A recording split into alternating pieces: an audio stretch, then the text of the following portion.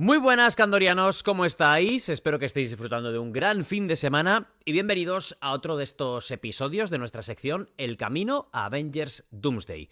Ya sabéis, si sois recién llegados os lo cuento rápidamente, en esta sección cada domingo repasamos una de las películas de Marvel Studios en orden cronológico, en orden de estreno, para poder llegar a Avengers Doomsday con todo visto, repasado, atando cabos, uniendo conexiones y disfrutando de nuevo de este universo, de lo bueno y de lo malo.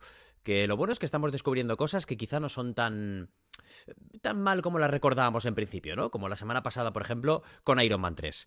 Hoy estamos ante otro de esos casos de película completamente denostada, como es Thor, El Mundo Oscuro, la segunda película de Thor, protagonizada por Chris Hemsworth, y bueno, se le ha dado mucha caña, ¿eh? Mucha caña. Y no voy a ser yo aquí el que venga a defender esta película. Voy a contaros lo que me ha parecido, lo bueno y lo malo, pero efectivamente, estamos de acuerdo en que esta película ya es más mediocre.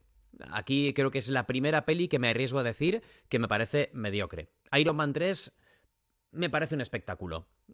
Puede que vacío, puede que pirotécnico, puede que lo del mandarín no tenga ningún perdón, pero al menos lo que han hecho en Wonder Man lo medio salva un poco. Pero lo de Thor, la primera película de Kenneth Branagh, yo os hablé de ella también hace unas semanas, sabéis que es una peli que me gusta mucho, es una peli en la que la épica de Thor, la épica de Asgard, de Odín, de los dioses nórdicos está ahí muy presente y la peli está guay, a pesar de un acto final un poco descafeinado, pero esta segunda peli es que ya coquetea con el humor de una manera un poco absurda y ya es como que estaban apuntando hacia lo que iban a hacer con Thor en un futuro, ¿no? A desepicicar, quitarle la épica al personaje de Thor y convertirlo gradualmente en un payasete simpático y divertido, en un entorno de payasetes simpáticos y divertidos, que de vez en cuando hace algo muy guay y muy épico. Pero Thor estaba dejando, en cierto modo, de ser Thor. Y ojo, que aquí también hay mucha épica, ¿eh? Aquí, de hecho, Thor yo creo que se muestra más rey que nunca, más líder que nunca, alguien que prefiere rechazar el trono porque lo que quiere es proteger todos los reinos y bueno, la épica de su personaje sigue siendo importante.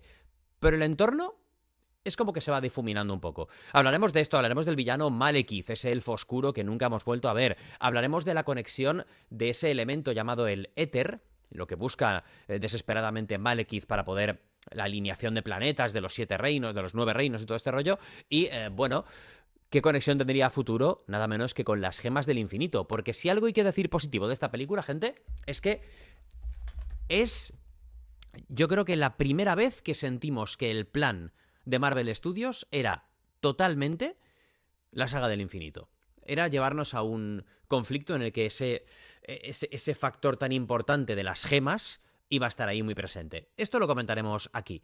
Y además, creo que también coquetea, aparte de con el humor de manera bastante absurda, con el concepto de la mortalidad de los seres humanos y de cómo Thor va a estar por encima de ellos. Algo que sería muy importante, aunque no excesivamente bien llevado, en Thor Love and Thunder. Pero bueno, comentamos todo esto a continuación. No creo que sea una reseña muy larga, no me voy a detener escena por escena, sino en puntos clave de esta película y de lo importante que tiene Thor El Mundo Oscuro. Una peli que sin duda es olvidable.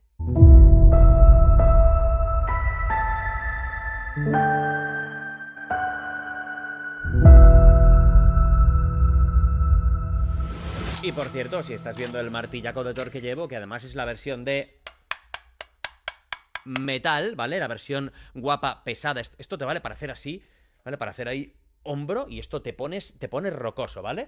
Bueno, pues si te quieres poner como Thor y tener el martillo de Thor, el Mjolnir, esta versión y otras también las tienes en Espadas y Más. Y recuerda que siempre lo tienes todo con un 5% de descuento con mi código Candor. No solo esto, no solo este martillo, sino katanas de anime, espadas de todo tipo de fantasía épica medieval, Juego de Tronos, La Casa del Dragón y muchas más réplicas de Marvel y DC, como estas, el ojo de Agamotto, tienes capuchas de Batman, tienes el escudo del Capitán América, tienes el corazón de Tony Stark y muchísimas más cosas. Así que ya sabes, Espadas y Más, 5% de descuento, código Candor. Por cierto, ¿o soy yo? ¿O esta es la primera vez que escuchamos la fanfarria de Marvel Studios al comienzo de una película?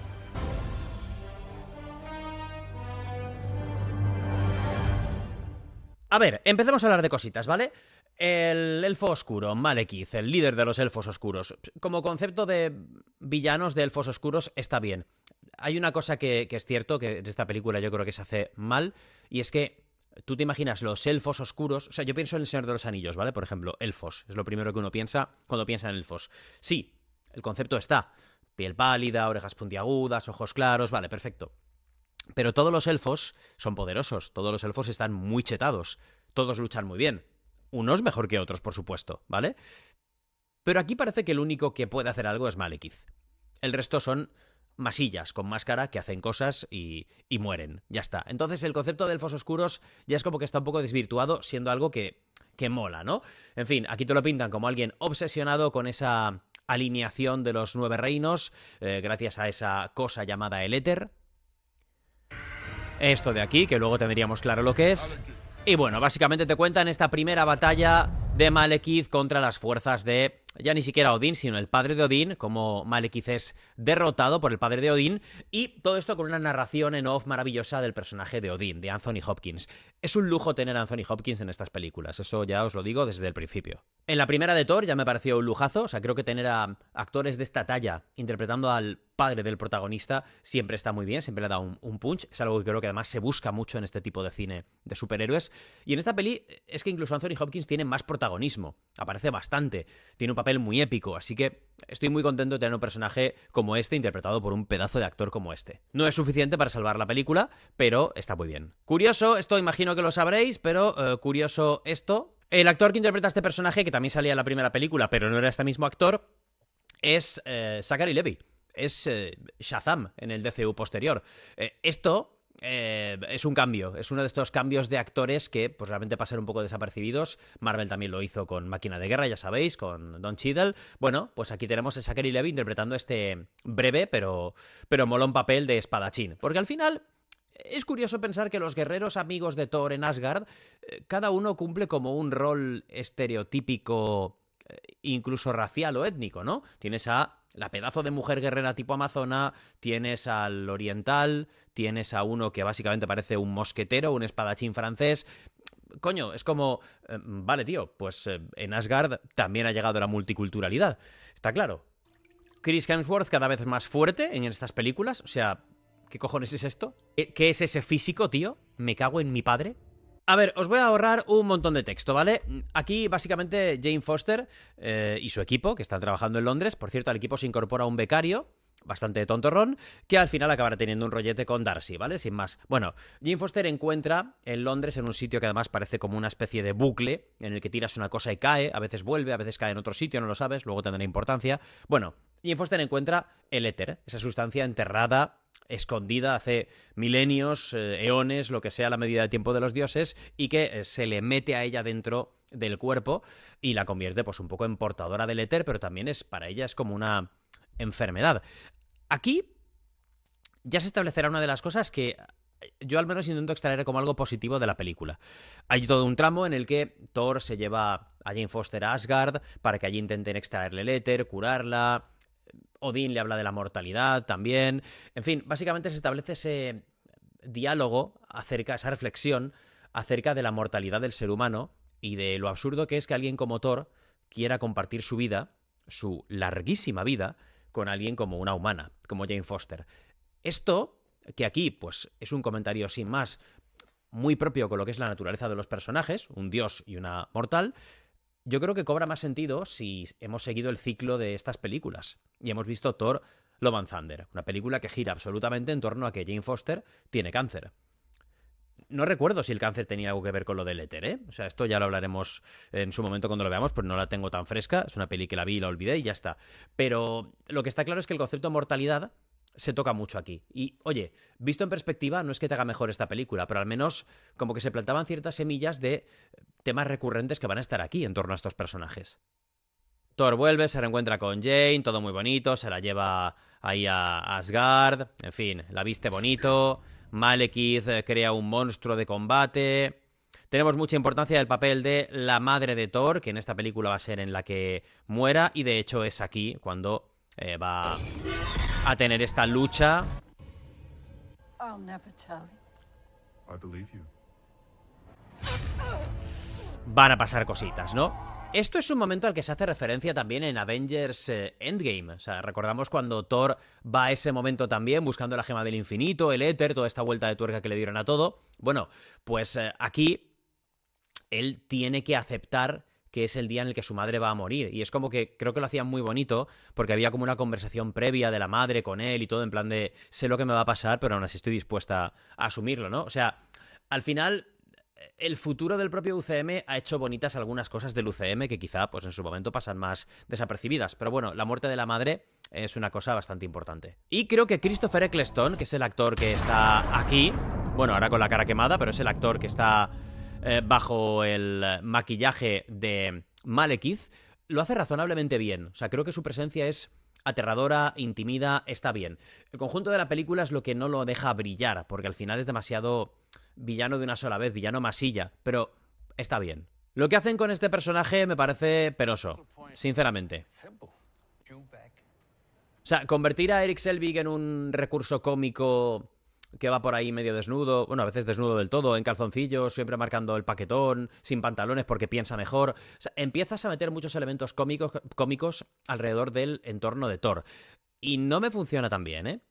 O sea, entiendo el concepto, no se me hace pesado, es divertido, creo que lo que busca esta película es sobre todo ser divertida, pero cada vez parece que se toma menos en serio el conjunto. Se toma en serio una parte de Thor, la parte de la épica, del lo que significa realmente ser protector o ser rey, eso está bien, pero por otra parte hay un humor un poco cada vez más tontorrón. Y esto es una de las cosas que yo siempre he discutido y peleado de Thor. No me gusta nada que a Thor lo hayan convertido o lo hayan relegado en esto. Pero bueno, para mí hablar de esta película y de sus cosas buenas es hablar de Loki. Totalmente. O sea, esta película para mí es absolutamente tolerable y pasable gracias a Tom Hiddleston como Loki, gracias a la dinámica y a la química que tienen estos dos en pantalla, y gracias a cómo el personaje de Loki se va perfilando ya como algo muy diferente a lo que vimos en principio. Recordad, en este punto hemos tenido a Loki ya como villano en Thor primera parte, típico villano shakespeariano, corrompido y corroído por la envidia que le tiene a su hermano por el tema del trono. Aparte, él pertenece a otra raza, pertenece a la raza de los gigantes del hielo, él es de Jotunheim, técnicamente está creado para ser el enemigo, pero fue criado por Odín. En fin, conocemos su historia. Y lo vimos en Vengadores convertido también en el villano aliado de alguien más. Con el tiempo sabremos de quién estaba aliado, ¿no? Que obviamente tenía que ser Thanos, con el tema de los Chitauri y toda esta vaina. Bueno, perfecto. Hemos visto al Loki más villano hasta ahora. Y en esta película vemos a otro Loki. También villano, pero con ciertos atisbos de hacer cosas, de redención. Aunque luego al final parece que nos vuelven a vender que no había redención ninguna, ¿vale? Me encanta cómo Tom Hiddleston ya se apropia del papel, ya tiene muchísimos registros distintos. Es un Loki divertido, pero es un Loki que también intimida. Es un Loki manipulador, mentiroso, que engaña, rey del engaño y la mentira, obviamente, como es el propio Loki, que es su concepto de Dios, pero todas sus escenas son absolutamente robadas. El tío se roba cada momento en el que aparece. Y eso, pues hay que agradecérselo mucho, porque hace que la peli, para mí, suba muchísimos enteros. La relación con Thor es buenísima. En las escenas de acción que tiene también está muy bien. En esta batalla final, en la que da la sensación de que se sacrifica también por su hermano, esto ocurre aquí.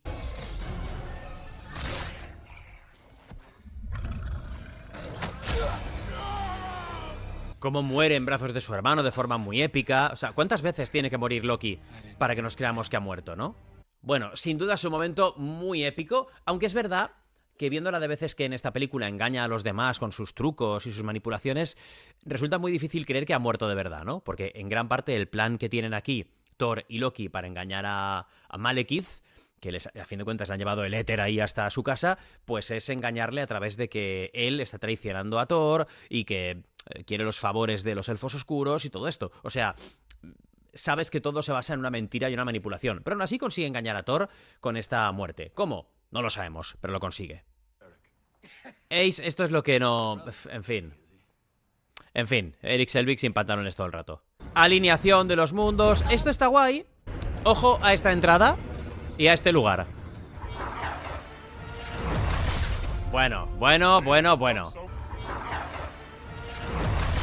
Esta escena, toda la batalla final, de hecho, fue rodada aquí en los exteriores del Old Royal Naval College, que es, bueno, pues un lugar mítico, turístico además, de Londres, en el que estuvimos hace poco con los amigos de We Are Go Experiencias Friki en nuestro viaje organizado a Londres de diciembre del año pasado. Estuvimos con 40 candorianos y visitamos localizaciones de rodaje, entre ellas, pues esta, ¿no? De hecho, estaré poniendo aquí en pantalla una fotito que me hice ahí replicando a Thor, pero de forma totalmente patética y lamentable. Además, llovía y todo. Bueno, Londres siempre llueve, ¿no?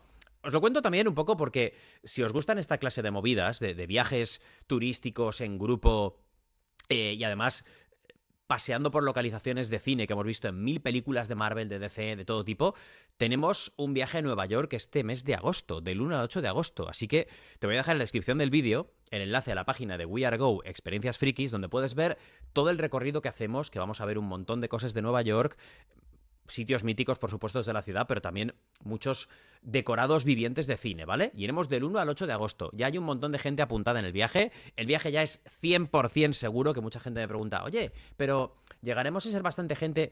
Ya está, el viaje ya está, nos vamos seguro, ¿vale? Ahora es, cuanta más gente quiera venirse, mejor aún, pero el viaje ya está. Podéis estar todo el mundo súper tranquilo, no va a fallar.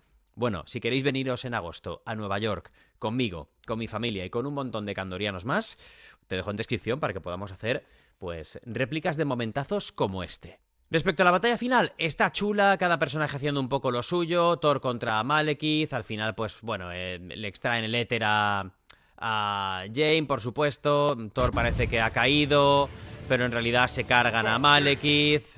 Y entre Jane y Selvig, pues salvan a Thor, que está a punto de ser aplastado ahí también. Y todo bonito, todo bien, todo feliz. Momento feliz final.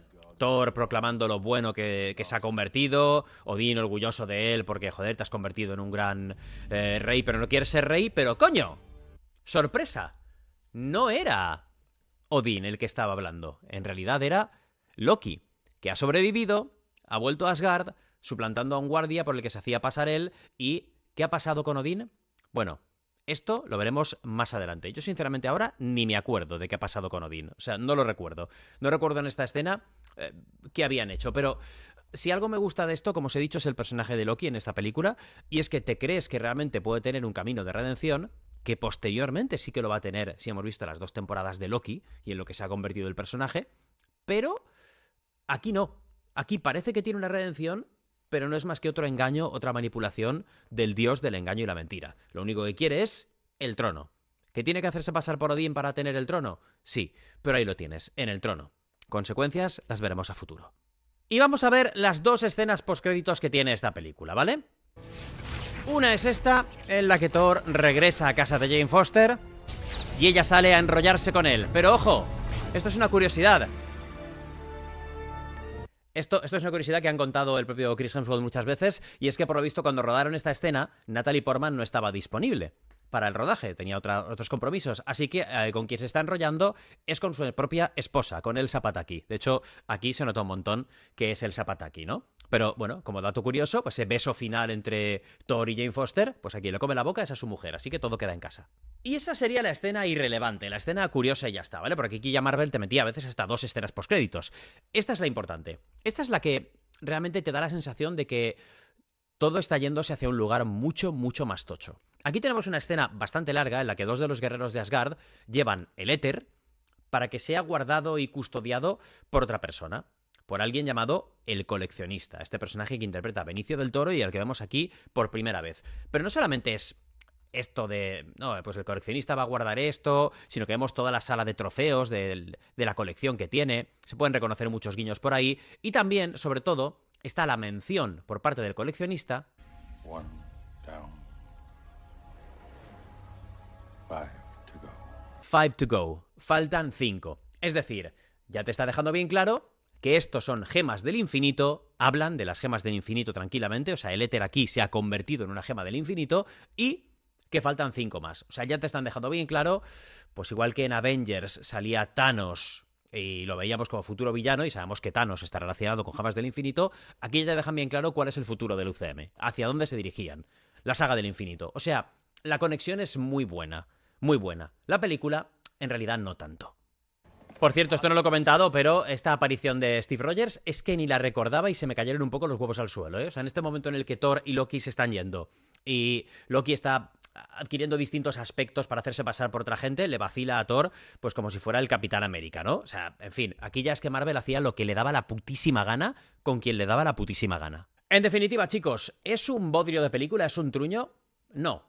Es una película de superhéroes, yo creo que hecha un poco a sabiendas de que Marvel tampoco necesitaba en ese momento estrujarse demasiado las meninges para que la gente fuera al cine a ver sus películas. Con lo que habían hecho en la primera fase y lo que habían conseguido con Iron Man 3 de hacer 1000 y pico millones más, es como que iba todo muy seguido. De hecho, es una pasada pensar que esta película hizo casi 650 millones, que hoy en día es una taquilla que a cualquier película de superhéroes le cuesta hacer. Superman no la ha hecho, Los Cuatro Fantásticos no la ha hecho, Thunderbolt se ha quedado en la mitad de esto. O sea, películas como Thor, El Mundo Oscuro podían hacer 644 millones, casi 645 millones en una época bastante compleja, ¿eh?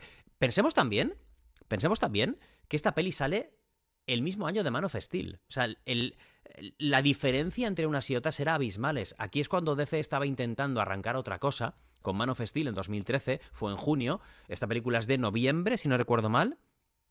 Sí, de noviembre de 2013, y la diferencia es que es abismal. Mientras que DC apostaba en ese momento por un tono más épico, más serio, por introducir al personaje en un contexto totalmente realista, aquí ya tenías un universo que funcionaba repleto de héroes.